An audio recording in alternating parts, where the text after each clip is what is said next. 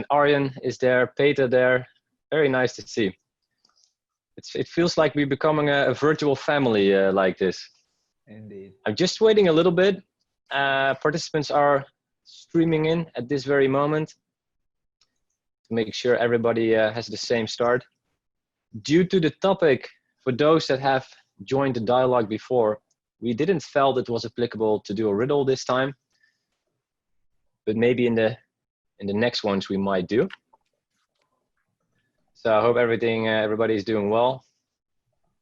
Normally I always, we talk about, instead of the weather, about COVID, but since the whole dialogue is about COVID, I wonder about the weather now. Here it's still morning. But I guess in Los Angeles it's going to be a sunny day again. So I think most of you are in now. Again, welcome. For a few of you, this is the first time. My name is Peter Post. I'm the Chief Representative from the Netherlands Business Support Office in Los Angeles. And together with my colleagues in Argentina, Mexico, and Texas, we are organizing the third version already of this dialogue. And today we're going to talk about doing business after COVID, but actually in pretty much all places we're still pretty much in the middle of COVID. We invented this name 2 months ago, and as you already see, we suspected that by now it would have been over, but it turned out to be different. We're going to obviously talk about that more. Also for those few, most of you, which is really great to see, have been here before, but for those few people that haven't been here, I'm going to run through a few slides you have seen. So I really literally going to run through it. First of all, we want to do a poll also today, because we wonder what your prediction is going to be when you feel you can travel again to the Americas to do business here. And René will put it up. There are 4 answers. Some of you might already think this year is going to happen. Others might think it's going to be the beginning of 2021, the end of 2021, and maybe some even feel like forget it. It's going to be only until 2022. I see a lot of answers are already coming in. And okay, we have an optimistic crowd. That's good. Most of you feel that this year they're able to come to the Americas. That's great. Also, quite some people perhaps are more realistic or think it's going to be the beginning, and not many people think it's going to be later. So let's see what's that going to be. I mean, we don't have the answer. That's not what this dialogue is about, but we do want to give you a little bit of an update. Okay, then let's move on. So rules of engagement, I'm not going to walk through them. Important to know is that later on we have the breakouts, and the quicker we do this introduction, the more time we have to have an in-depth conversation. Also about the Netherlands Business Support Offices. I think for those first here, we are here in the different regions to help Dutch entrepreneurs doing international business. We're present in 11 countries, 22 offices. It's coordinated by RVO, and we're part of the larger economic network, which includes also the consulates and the embassies. If we zoom in on the Americas, you see that all the NBSO offices except Brazil are in this dialogue. Perhaps in the next season, Brazil is also joining. They have quite a different situation. And that's all has to do with COVID. But 4 offices are present here. And if we look at the teams, every office exists of 2 people, the chief representative and the deputy representative. They are equally important. And in this dialogue, we're going to do things slightly different for most of the destination, because in this dialogue, the deputies are going to give a short presentation about the update in the different regions, and they will also lead the dialogues. And as I always say, they're as important as we are. We are both equally important. I think it's also good that you see their face and can go have a talk with them. Yeah, then I'm not going to zoom into the services, but what I would like to emphasize is that the service that we offer at the Netherlands Business Support Office during COVID-19 are pretty much the same, only everything is digital. So we might as well just include digital in front of everything. And still a lot of things are happening in the last couple of months. We will also give you a bit of an overview of that. And we're here it's all about increasing the probability of being successful here and accelerating your business here. So it doesn't substitute your normal business, but it doesn't mean we have to wait until we can step into the airplane again and being here, having face-to-face meetings. So it's adding on it, it's adding on your knowledge here, it's adding on already making that digital connection. That's what we are here for, and building already the bridges between the Netherlands and the different locations. So now I would like to give the word to my first colleague, my very dear colleague in Texas, Maria, who will give you an update about the situation in Texas. So Maria, please, the floor is yours. Go ahead. Thank you, Peter. Good morning and good afternoon for everyone. I would like to start first of all with some practical advice in Texas. First, if you want to visit Texas or the US, you have to check the current status of the travel bans of the US, of course, and the European Union in your case. But there are no specific restrictions to come to Texas for now. This week, KLM just resumed regular flights from Amsterdam to Houston 4 times per week, so that's a good news. We also recommend to check the visa status. Right now, there are a temporary suspension of new non-immigrant visas until December 31. So that's something important as well. On the business side, Texas was one of the last states to close on March 31, and also one of the first one to reopen again with an official guideline that considers 3 phases. The plan included not only protocols, but also financial aid, especially on businesses and employees affected by COVID. These plans are still active, and now there are additional measures such as wearing face masks in public spaces. Of course, this is a dynamic situation, so each week we follow the new practice of NBSO Texas that is doing right now in the next slide, please. So this has been a good opportunity to create new virtual activities for us, such as webinars on specific business sectors, as well about topics of interest, such as traveling during COVID times. Also, we are still Dutch entrepreneurs that want to do business in Texas in a virtual setting. Actually, the next one is on September, so we already invite you to connect with us and join us. Finally,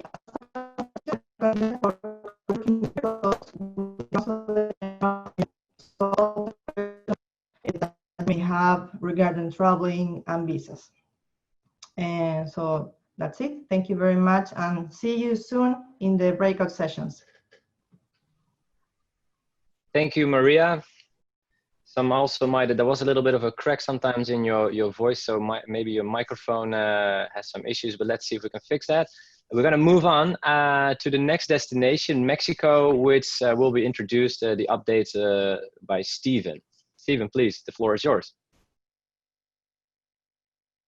Thank you, Peter.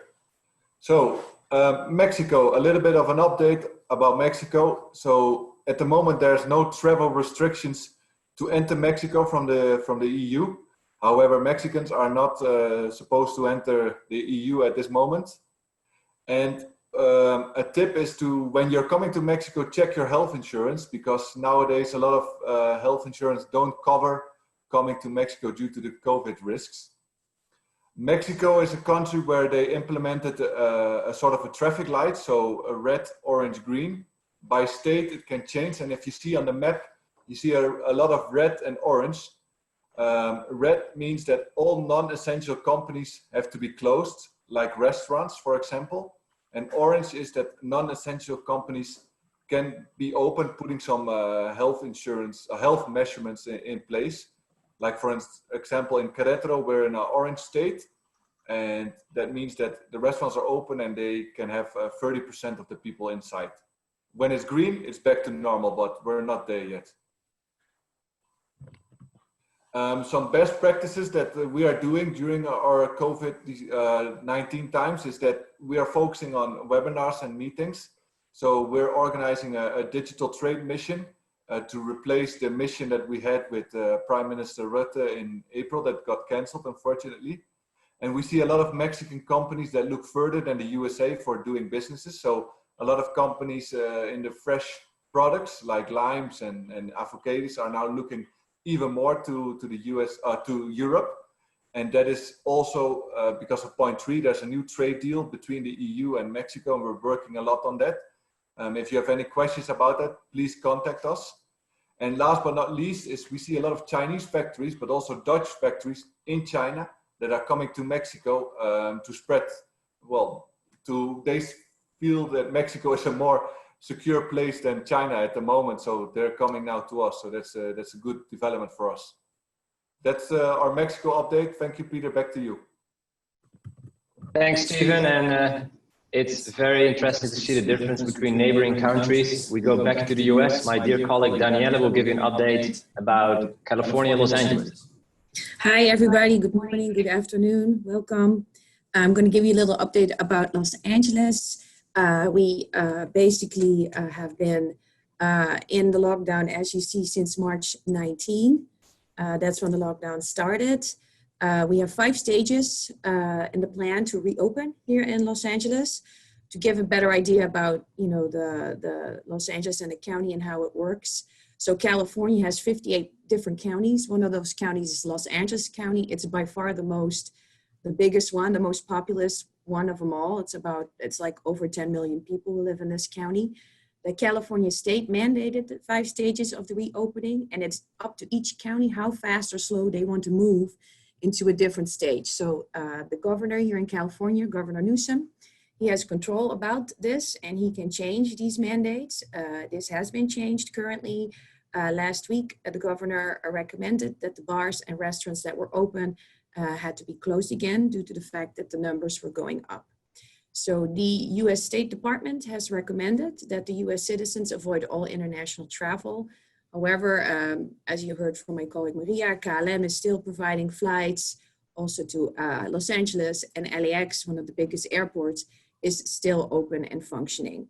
Of course, as you also heard, the United States has restricted the entry of most foreign nationals who have passed through or have been in the European Schengen area. At this point, there is no travel from the United States to the Netherlands and vice versa.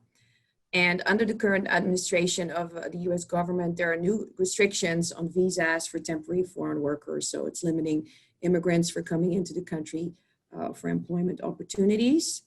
Next, and then also it's very important to wear a mask. Everybody here in LA wears this really all the time. And the governor has rolled out a new program that everybody should do this. So let's go to the next slide and see how we are helping businesses during this lockdown. I actually started in the midst of the lockdown. I started a new job here at NBSO. So, and we have been very, very busy. We have been assisting Dutch entrepreneurs who want to start up a business in the US. As you can see in the slide, we've provided a lot of support, individual support to each company. We mostly start with an orientation call and then determine what the needs are for the business. We provide coaching, market quick scans, and partner searches. We work together, of course, with the Consul General in San Francisco. They actually just had their first digital Dutch trade mission, which was very exciting. And a large part of our work right now is indeed organizing webinars. We want to engage the NL entrepreneurs and open the knowledge and context of various business sectors here in the US because we're here on the ground. So we're literally building a digital sector bridge, for example, in music, gaming, design, sports. And yeah, last but not least, we're here to support businesses during, amidst, and after COVID. Thank you so much, and back to you, Peter. Thank you, Daniela, for this short overview. And last but not least, let's see how things are going in Argentina, which will be introduced to you by Antonio. Thanks, Peter. Good morning, good afternoon to you all. On March 19th, full lockdown started in Argentina with the idea of slowing the spread of the virus. The government divided their plan of action to end the lockdown into 5 stages. Each of these stages take into consideration several indicators related to the contagion rate in each region. Today, most of the provinces are in stages 3 or 4, which means between 50 and 80% of population allowed to move freely and work, taking care, of course, of some sanitation protocols. Buenos Aires, however, is back to stage 1, complete lockdown, with the exception of essential activities, mostly related to food supply. Starting today, restaurants and bars are allowed to open again in Córdoba, and our local government is saying we will be in stage 5 in the next few weeks if indicators continue to improve. International borders remain closed, but we have a weekly flight with KLM for Dutch residents. Inside the country, travel is allowed within a province, but it is not yet possible to move from one province to another. Next slide, please.